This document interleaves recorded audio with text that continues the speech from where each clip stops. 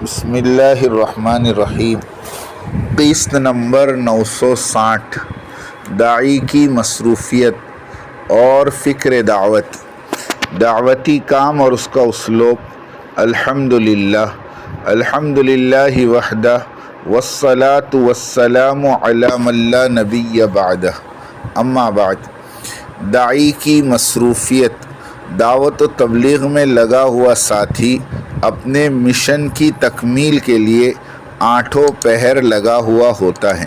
اسے اپنا گھر، اپنا خاندان، اپنا محلہ، اپنی مسجد وار جماعت، اپنے شہر کے تقاضے، اپنے ملک کے تقاضے اور عالمی مرکز نظام الدین سے دیے گئے تقاضے، پھر اپنے انفرادی اعمال، روزانہ کا اپنی مسجد والا مشورہ، روزانہ کی مسجد اور گھر کی تعلیم، روزانہ کے 2.5 گھنٹے سے لے کر 8 گھنٹے، ہفتے وار 2 گشتیں، رات کی شب بیداری، صبح اور شام کی تسبیحات، 1 جز تلاوت قرآن مجید، ماہانہ سحروزہ اور کم از کم 8-10 گھنٹے روزانہ تجارت، نوکری، مزدوری کے لیے۔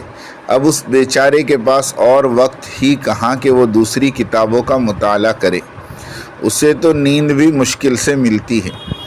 تبلیغ اور دعوت کے کام کرنے والوں میں 90% طبقہ سیدھا سادہ ہوتا ہے۔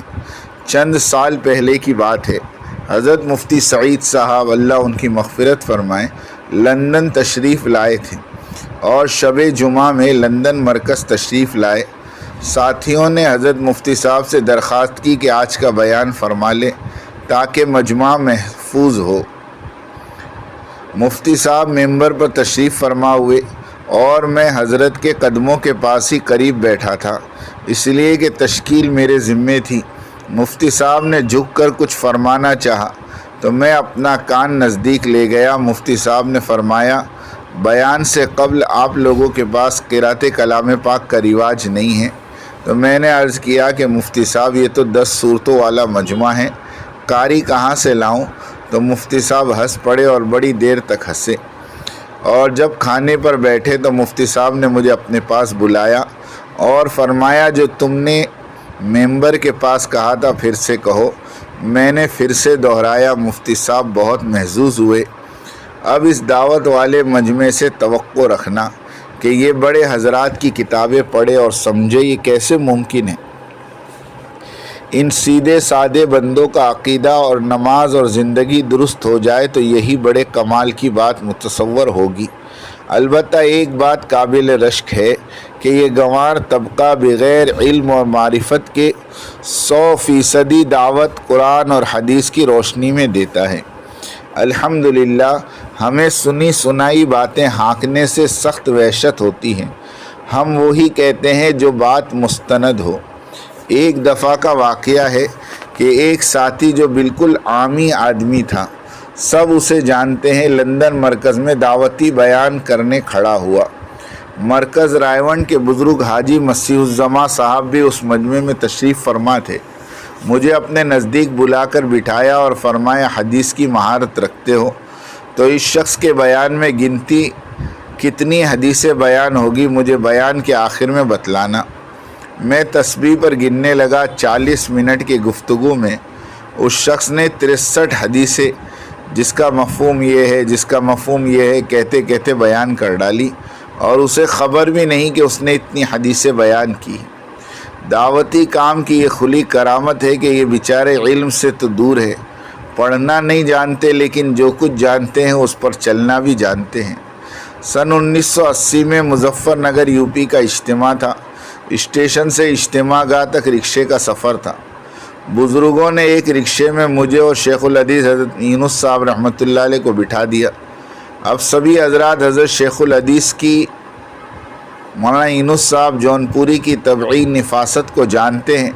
رکشہ چلنے لگا، گرد و غبار اڑنے لگی۔ حضرت سفید کپڑوں میں ملبوس، گرد و غبار کی وجہ سے رومال سے چہرہ ڈھانک لیا، اور میں آرام سے بیٹھا ہوا تھا۔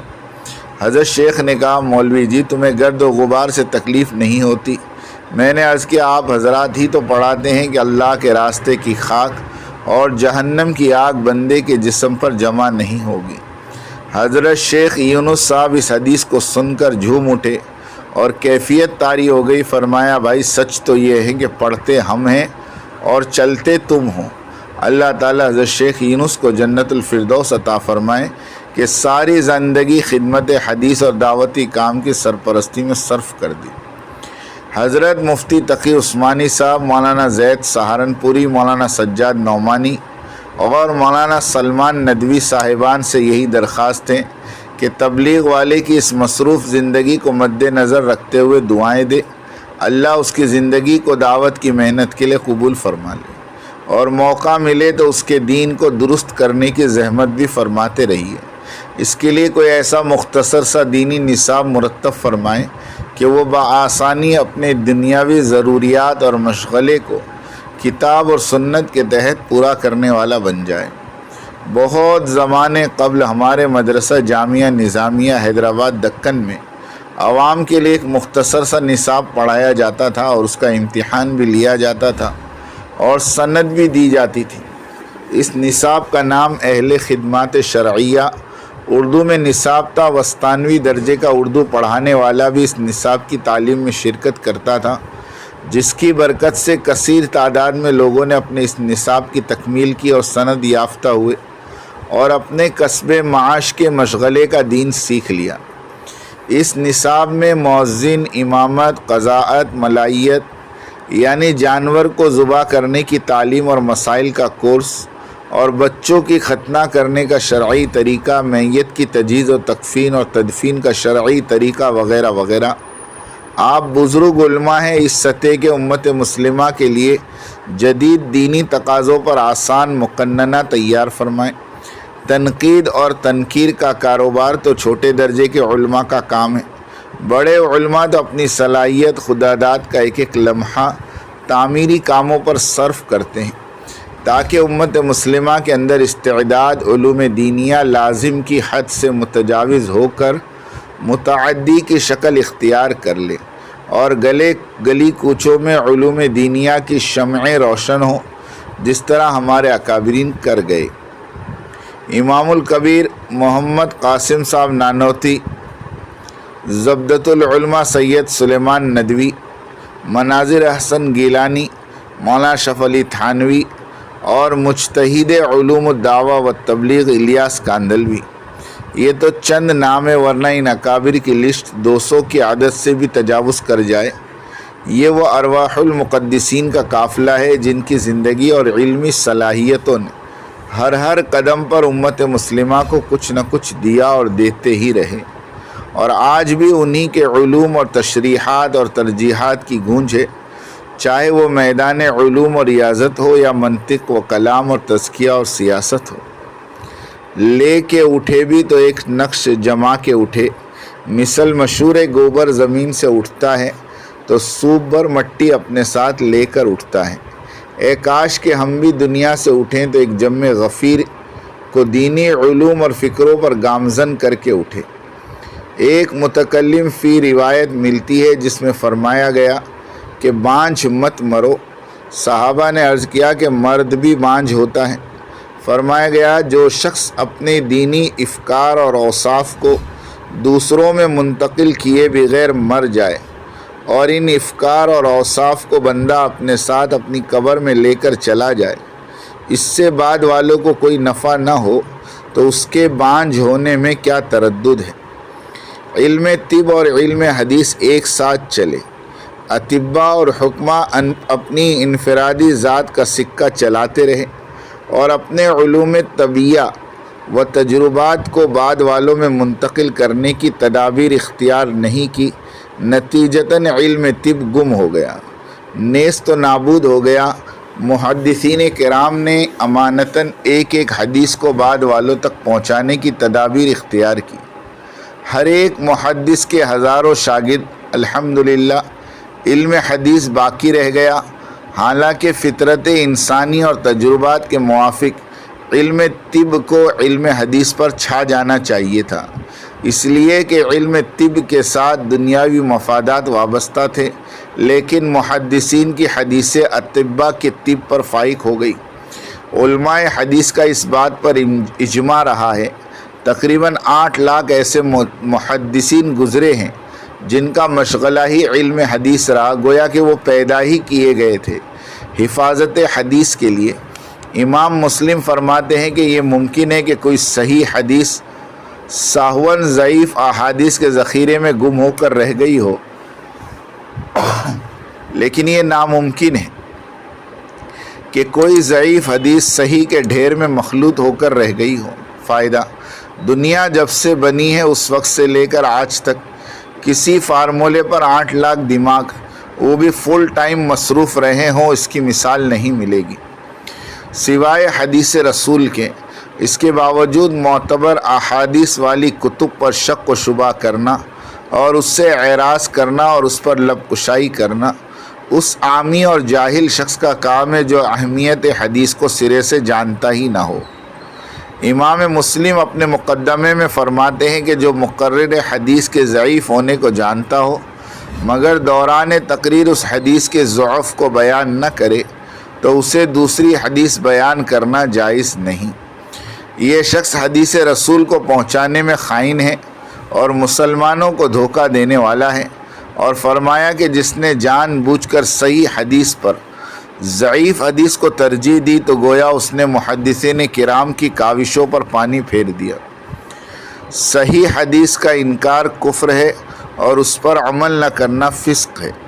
ان تمام اکابرین حدیث کے بیان کے مطابق فضائل اعمال کے ضعیف اور موضوع روایتوں کو منتخب احادیث پر ترجیح دینا سراسر ظلم ہے، کفر ہے، نفاق ہے۔ دین کا داعی علم دین سے دور بھاگے، یہ ناممکن ہے۔ تبھی تو ان تبلیغ والوں نے دنیا بھر کے دینی مدارس کو اپنی اولاد سے بھر دیا۔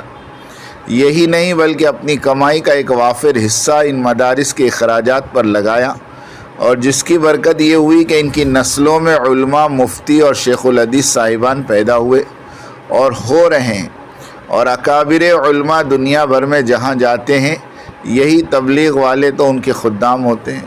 سن 1991 میں جماعت میں پاناما جانا ہوا۔ 200 مسلم گھرانوں پر مشتمل آبادی، اس میں 9 علماء اور 1 مفتی عبد القادر صاحب موجود تھے۔ مقامی ساتھیوں نے ہم سے کہا کہ بغیر علماء کے ہم دینداری پر باقی کیسے رہ سکتے ہیں، اس لیے ہم نے پہلا کام یہ کیا کہ حضرات علماء کرام سے منتیں کی اور انہیں پاناما لے کر آئے۔ جہاں تبلیغ ہوگی وہاں علماء اور مدارس ہوں گے۔ دعوت اور تعلیم کا چولی دامن کا ساتھ ہے، یہ ایک دوسرے کے بغیر ادھورے اور نامکمل ہیں۔ وہ شخص ناسمجھ ہے جو تبلیغ اور تعلیم میں تفریق کرے۔ کبھی غور بھی کر لیا کیجئے اس ترتیب قرآنی میں، الرحمن علم القرآن خلق الانسان علمہ البیان، رحمان قرآن سکھایا، انسان کو پیدا کیا اور اسے بیان سکھایا۔ مفسر قرآن حضرت ابن عربی تشریح فرماتے ہیں کہ علم القرآن ای علم الدین، علمہ البیان ای علم الدعوہ، یعنی قرآن دین ہے اور بیان دعوت ہے۔ پھر دعوت اور علم میں تطبیق فرمائی اور مطابقت پیدا کرتے ہوئے فرمایا علم وہ تو سراپا دعوت ہے اور جو علم دعوت کے بغیر ہو وہ عین جہالت ہے۔ اور پھر پلٹ کر فرمایا دعوت ہی علم ہے، جو دعوت علم کے بغیر ہو وہ عین گمراہی ہے۔ علم اور دعوت دونوں ساتھ ساتھ چلے ہیں اور چلیں گے۔ دعوت کے ذریعے عوام کو مسجد میں لائیں گے اور تعلیمی حلقوں میں انہیں بٹھا کر علم سکھائیں گے۔ آج مسجد و جماعت وجود میں آئی، انشاءاللہ کل مسجد وار مدارس کو وجود ملے گا۔ ہر محلے میں قلندر قسم کے نوجوان علماء اٹھیں گے، عوام کو اور ان کے بچوں کو ابتدائی تعلیم سے لے کر درس نظامی تک پڑھا ڈالیں گے۔ نہ چندہ، نہ دھندا، نہ بلڈنگ کی تعمیر، نہ تنخواہ شاہی۔ پھر دونوں یعنی تبلیغ اور تعلیم مسجد و جماعتوں کے مشورے کے تابع ہو کر چلیں گے، جس طرح خیر القرون کے زمانے میں چلتے تھے۔ یہ کوئی شیخ چلی کی کہانی نہیں بلکہ حقیقت ہے۔ صومالیہ جا کر دیکھے، سینکڑوں مساجد ہیں جہاں درس بخاری تک تعلیم ہوتی ہے۔ درس میں شریک ہونے والے طلبہ پھٹے پرانے کپڑوں میں لپٹی ہوئی بخاری شریف لے کر آتے ہیں، اور شیخ الحدیث بھی غریب مسکین اور طلبہ بھی غریب اور مسکین۔ تقریباً ایک شہر میں 1000 مساجد ہیں اور ہر مسجد میں دعوت بھی چل رہی ہے، مدرسہ بھی، گویا 1000 دارالعلوم ہیں اور کسی کو 1 درہم کی فکر نہیں۔ طلباء کی استعداد علم کا کیا پوچھنا، سبحان اللہ۔ یہی حال ساؤتھ افریقہ کے علماء کا ہے۔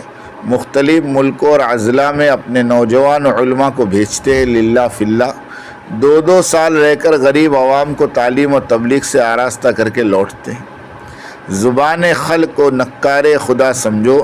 جس دن مسجد وار جماعتوں کی ترتیب قائم ہوئی اسی دن سے بندہ اللہ تعالیٰ سے دعا ہے، اے اللہ مسجد وار مدرسہ بھی قائم کر دے، اور یہ انشاءاللہ ہوئے گا۔